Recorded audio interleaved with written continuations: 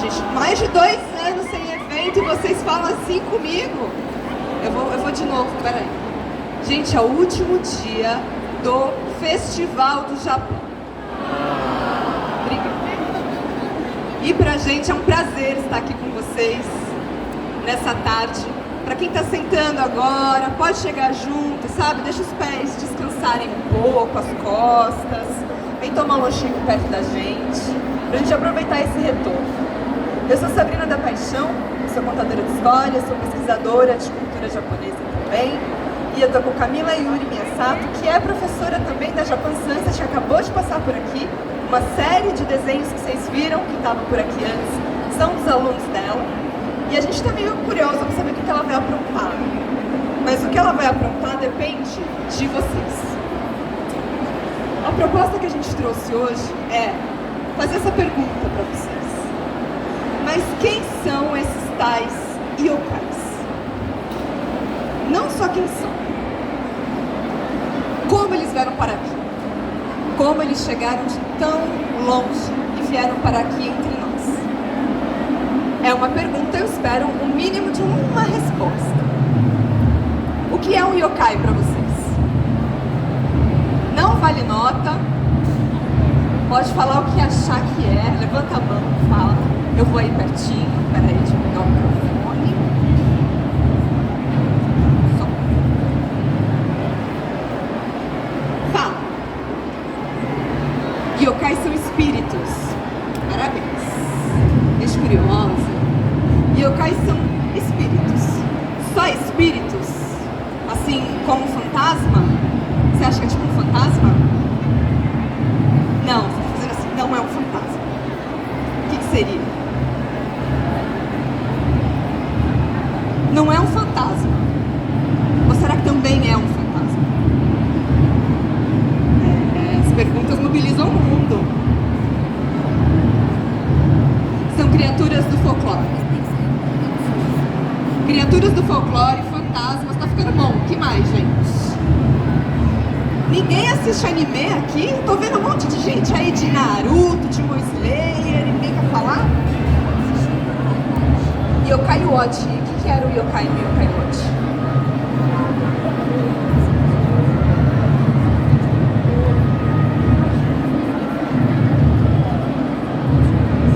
E como era a forma desse yokai?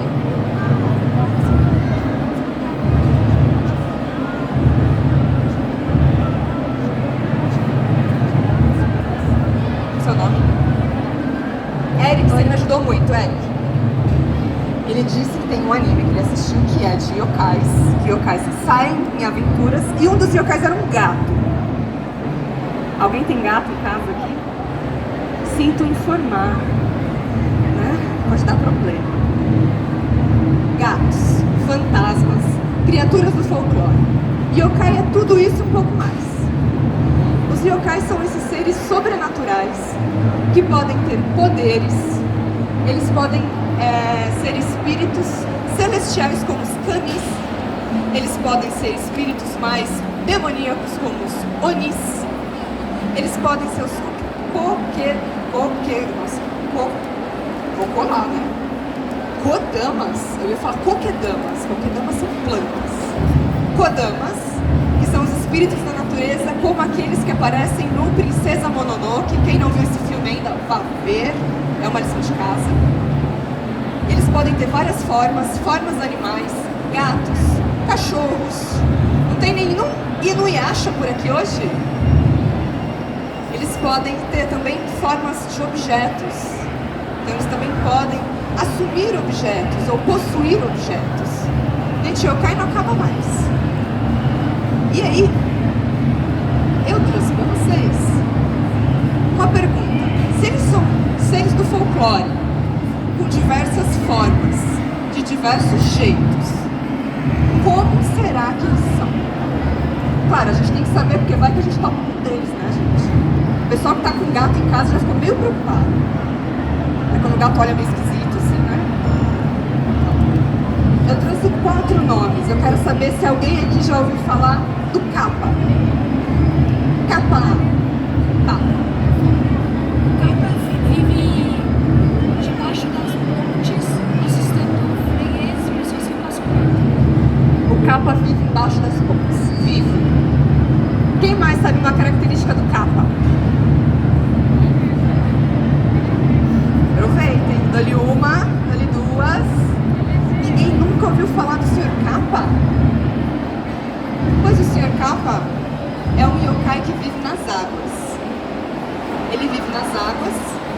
Ele pode ser assim, meio malandrinho, pregar peças, mas ele também pode ser bem mal, afogar pessoas, depende do humor dele.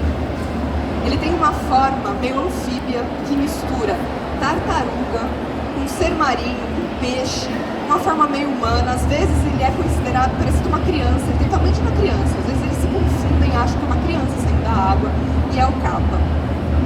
E ele tem que viver em ambientes aquáticos, sobretudo de água doce. Mas ele pode caminhar também na terra. E se você topa com um capa na sua frente, o que você faz para defender? Para se defender dele ou para ganhar dele? Alguém sabe? Alguém já pensou assim, já falou, agora eu lembrei do capa. Parece uma tartaruga. O capa, uma das características dele é ter um buraco na cabeça, onde tem que ficar água. Geralmente água de onde ele mora. E ele é absolutamente respeitoso. Então, se ele vier perto de você, tentar te fazer alguma coisa, você faz uma saudação ao seu irmão. E ele vai ter que responder a sua saudação. E quando ele responder, a água vai cair da cabeça dele e ele perde seus poderes. Não é? Ele também gosta muito de pepino. Então, às vezes, vocês podem saber, em alguns lugares do Japão, que eles colocam pepinos perto dos rios onde eles acham que os capas estão habitando, onde começa a ter muitos afogamentos. Porque ele adora pepino. Ele gosta de comer gente também, mas pepino é mais fácil, gente, de conseguir. Então, deixa essa dica aí pra vocês. O segundo é o Oni.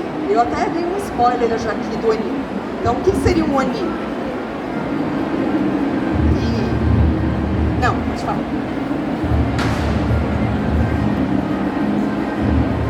O Oni é um demônio por causa do Demon Slayer. É isso aí. O Oni, ele é considerado, chamado de demônio, que é o que chega mais perto aqui da nossa questão do ocidente, né? De entender um pouco o que é um demônio. Mas ele também é considerado um ogro. E também vem da mitologia ocidental europeia, nessa figura do ogro. Mas nem sempre o Oni é mau. Diz a lenda que os Onis surgem, sim, de pessoas muito perversas, que quando morrem, a alma não tem nem pra onde ir, de tão mal que eles foram.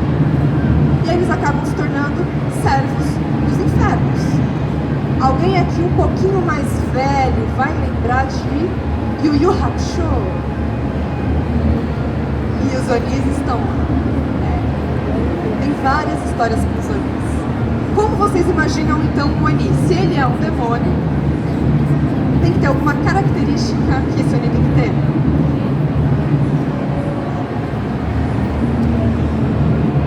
O quê? Ele tem um olho só. O que mais que um demônio geralmente tem? Chifre. O Oni tem chifre. E geralmente ele tem algumas cores também. As mais clássicas são quais? Vocês imaginam que tem Oni de que cores? Vermelho, tem o Oni vermelho e tem o Oni azul. Tem várias histórias clássicas dos dois Onis que são amigos. Então vocês podem encontrar Oni de todo que é jeito. E geralmente eles também carregam um tacape, uma marreta cheia de pregos. Oni é aquele tipo que você fala, não faz mal pra mim que eu não faço mal pra você, passa longe que é melhor. Essa é a dica. Nurikabe. Alguém já tinha ouvido esse nome? Nurikabe. Que raio de yokai deve ser o Nurikabe? O nome dele significa algo como parede pintada. O que vocês acham que um Oni, um yokai, chamado parede pintada, deve fazer, gente? Oi. Eu adoraria que tivesse um yokai que pintasse parede. Ele ajudaria muito, viu? Mas ele não pinta paredes. Será que ele vive nas paredes? Ele fala pra mim, ele atravessa paredes. Aí o fantasma dela chegou, vocês perceberam? Ela fez a conexão. Falei, agora que eu me consagro, vou falar do meu fantasma. Mas é exatamente o contrário. Esse cara aqui, esse Nurikabe, é um yokai parede. parede invisível. Ele fica no meio do caminho e você não consegue passar. Mas não é assim, qualquer hora, eu tô aqui no meio do evento, correndo para pegar ali um Yokinomiya, que antes de acabar, pá, não consigo passar. Não. É aquele momento que você tá assim, passando no centro de São Paulo, 11h30 da noite, sozinho, tentando chegar no metrô antes de fechar, com uma sensação esquisita, e de repente você não consegue mais andar. Você vai tentar passar e não consegue. Então, geralmente, esse yokai aparece no Japão, nas lendas, entre os viajantes que estão cruzando as montanhas, entre as pessoas que estão andando sozinhas à noite. E aí, gente, o que você faz? Você não tá vendo esse cara, ele faz o favor de ser invisível, tapa a sua passagem, você tá sozinho, é complicado, mas tem um jeito, se você tiver um bastão. Então fica a dica aí do kit sobrevivência, álcool em gel, máscara e bastão. Se você tiver um bastão e você ir tateando, encontrar o início dele, onde ele começa, você dá umas batidinhas, ele é muito gentil e dá um passinho pro lado. E aí você vai. E o último, o ano. O que será que o ano faz? Podem sortear, podem falar. O ano. Nada. Vocês estão mal de yokai, gente. Eu espero que vocês não cruzem com nenhum, hein? Porque olha, vou montar um manual yokai aqui.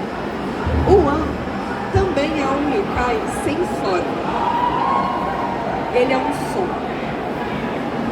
Ele é um yokai que geralmente está em casas abandonadas, construções abandonadas, que estão há muito tempo vazias, estão se despedaçando. Templos que foram abandonados pelas pessoas, que não são cuidados, ele se desenvolve ali.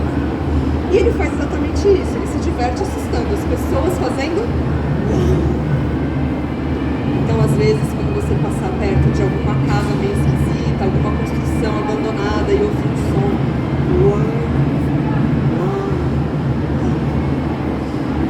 pode ser ou pode ser um melhor não ficar com saber.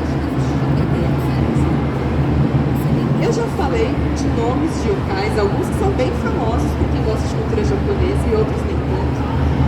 Agora, como será que eles podem ser? Se tem alguns que não tem nem forma, se a gente pensa em desenho, em anime, em mangá, como a gente traz isso para a realidade? Vocês imaginam o que é esse yokai?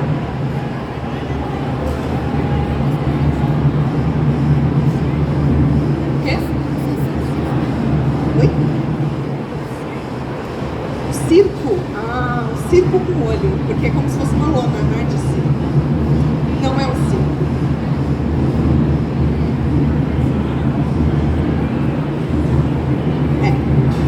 Ele é um yokai guarda-chuva. Ele chama Karakasa Obaki. Karakasa Obaki. É o parente japonês do guarda-chuva. Mas o que um yokai, um espírito sobrenatural com poderes vai me fazer com um guarda-chuva? Pois é, esses pobres guarda-chuvas que nós perdemos por aí, junto com as meias e as tampas das canetas.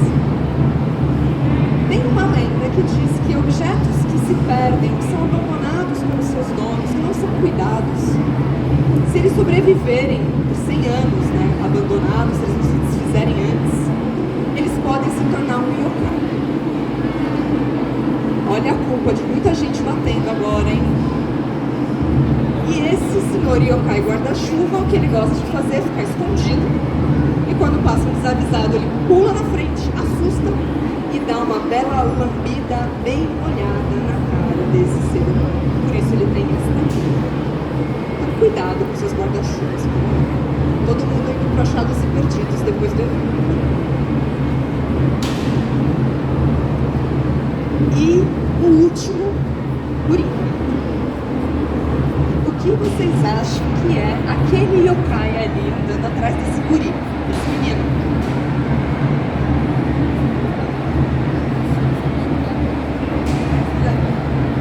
Quem quer livre, espontânea pressão. O que vocês acham que ele está fazendo, gente, atrás desse garoto? Oi? O menino está com medo do yokai ou o yokai do menino? O yokai pode ser o medo dele. Quase isso. Quase isso. Se tinha um outro que era uma parede invisível e fechava a passagem das pessoas, este ser que também é invisível, e nós estamos falando aqui de um mangá, então ele foi graficamente desenhado e criado por alguém. Esse gentil senhor se chama Beto Beto-san. E o Beto Beto-san gosta de andar atrás das pessoas que andam sozinhas à noite por aí. E por que ele tem esse nome? Porque você ouve as sandálias dele fazendo atrás de você. Tranquilo. Novamente, podemos pensar ali no centro de São Paulo, 11h30 da noite, você sozinho, tentando pegar o metrô antes de fechar. Me vem um yokai que fecha a minha passagem e vem outro atrás de mim fazendo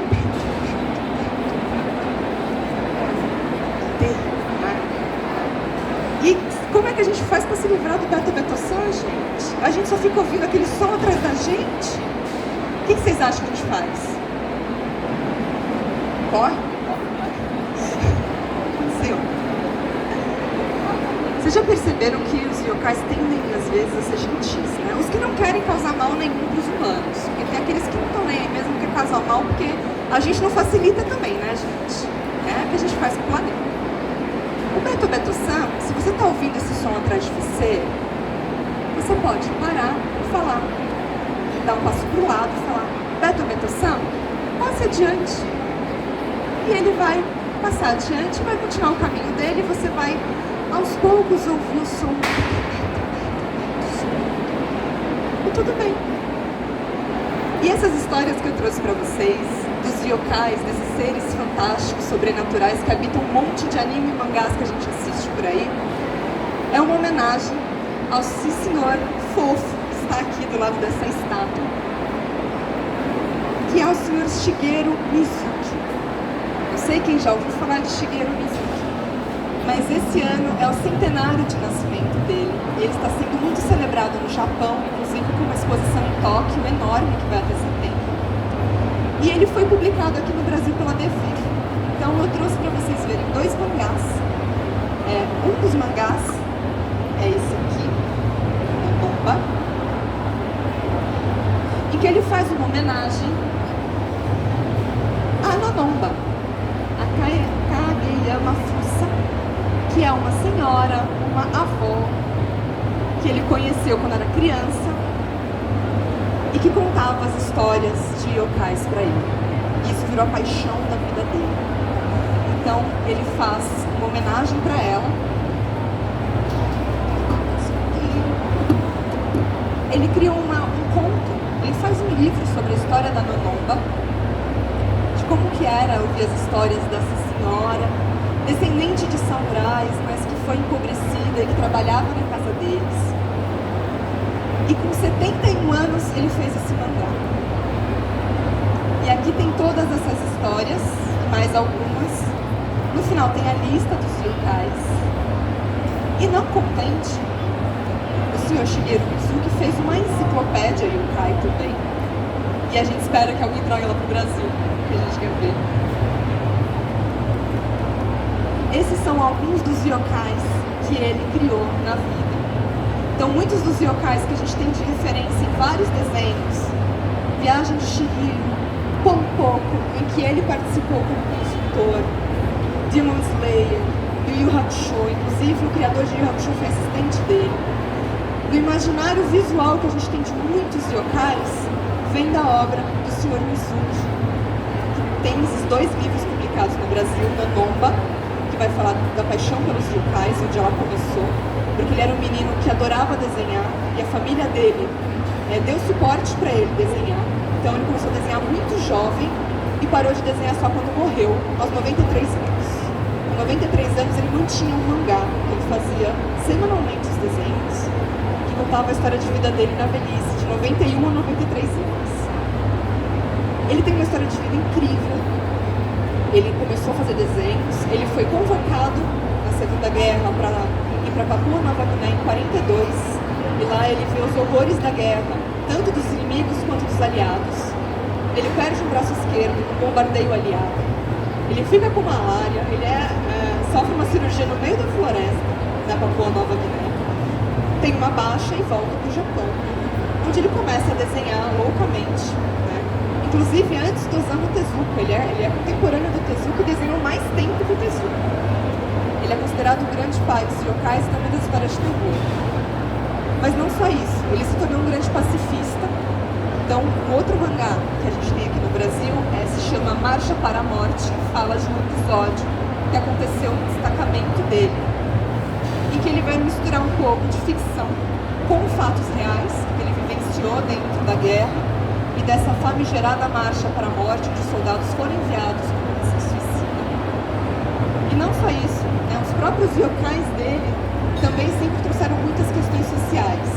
Ele é muito conhecido por um anime, por um mangá chamado Gegege no Kitaro, que é o Kitaro do cemitério, um menino meio yokai que nasce no cemitério, que é inclusive um menino que está aqui no comecinho.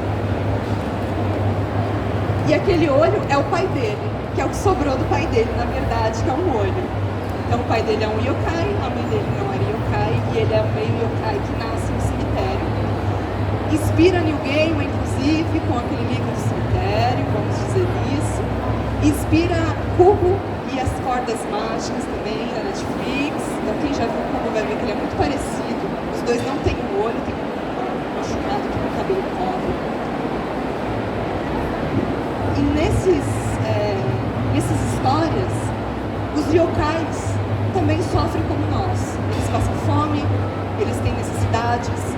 Então, a partir da própria sobrenatural, o Mizuki também faz uma crítica social dentro do mangá, falando sobre isso. Se até os seres que têm poderes sobrenaturais são incríveis, estão passando por várias questões difíceis, imagina a gente, o Japão pós-Segunda Guerra Mundial, com intervenção e tudo mais. Então, ele é considerado grande referência no universo dos yokais.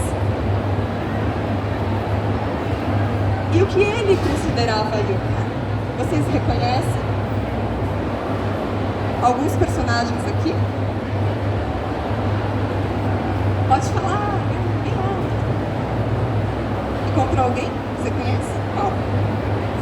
Frankenstein tá aí. Quem é esse aqui, gente? É o Saci Pererê. É assim que eles vieram parar aqui, é assim que a gente foi parar lá. O Sr. Mizuki entendia, como eles falaram, que é cultura, que é um folclore popular, que todos os seres fantásticos são yokais. Então ele fazia uma grande pesquisa e ele incorporava nas histórias deles o que ele considera os yokais do ocidente, como a medusa, como as bruxas, como as múmias e como o nosso saci. Então os nossos yokais também estão por aqui. Poderiam ser o nosso Curupira, nosso Saci Pererê, nossa Yara. São seres espirituais, são seres que estão na natureza, que vão protegê-la de alguma forma e que podem ser muito maus, sim. Então ele faz essa leitura muito completa dos yokais e coloca a gente lá no meio com o nosso Saci. E aí eu queria, pra finalizar, e pra mostrar o que a Yuri tá perguntando até agora, porque vocês nem perguntaram o que ela tá fazendo, ela tá ali muito quietinha. Quer mostrar antes de eu continuar? Fala aí, Yuri, ela achou que eu ia falar, gente. Ah, não? Ela vai mostrar. Você pode mostrar se quiser. Ela foi dando forma ao vivo para os yokais que a gente estava falando. E ela é muito tímida, ela não quer mostrar. Quer? Passa para ela, por favor. A gente ia fazer isso ao vivo para vocês verem, mas como a gente conseguiu o cavalete, a gente achou melhor não causar nenhum acidente. E deixar na surpresa. Então ela foi dando forma também para alguns dos yokais a partir do que vocês falaram de características. Ela colocou nesse desenho. E para encerrar, porque eu já falei demais, eu queria mostrar só um vídeo bem curtinho para vocês terem um pouquinho do gostinho de ir pro Japão. Coisa que eu também quero. A gente fala de Japão, galera. Porque o senhor Shigeru Mizuki é tão querido, teve uma obra tão grande, ganhou prêmios, ganhou Eisner Awards, ganhou o Festival de Polêmica, são os maiores eventos internacionais de quadrinhos. Na cidade que ele viveu, em Sakai Minato, existe a Mizuki, Shigeru Mizuki Road. Então, na cidade dele, além do museu, que foi feito em homenagem a ele, existem 117 estátuas na cidade dos yokais que ele criou, e a gente pode passear pela cidade e encontrar com esses yokais na rua. Então, eu queria mostrar esse videozinho curto para vocês verem um pouquinho de como é que é. Por favor, não pode tirar. Aí, gente, você... para vocês terem uma ideia de como está depois que foi restaurado em 2018.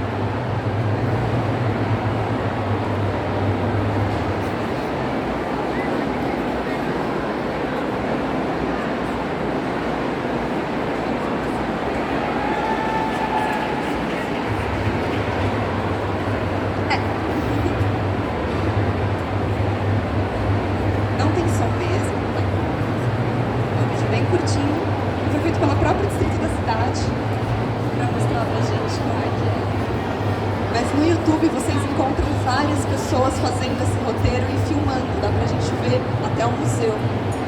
Eu não vou dizer o que está escrito porque eu não sei. Quem souber pode dizer pra gente.